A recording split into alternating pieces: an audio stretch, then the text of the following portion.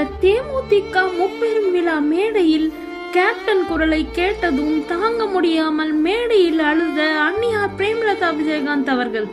பார்ப்பவர் அனைவரையும் கலங்க வைத்த வீடியோ. கலை நிகழ்ச்சியின் போது தலைவர் கேப்டன் அவர்கள் பேசியது ஒளிபரப்பப்பட்டது. அதில் தலைவர் அவர்கள், என் மனைவி நிழல் சக்தி அல்லடா நிஜ சக்தி என பேசுவார். அதை மேடையில் அமர்ந்து கேட்ட நமது அன்னியார் அவர்கள் அழுகையை அடக்க முடியாமல் அழுதார். கழகத்தின் அன்னையே அழுவதை கண்டு எதிரே இருந்த தாய்க்குளங்களும் தொண்டர்களும் அதை பார்த்து கலங்கினர்.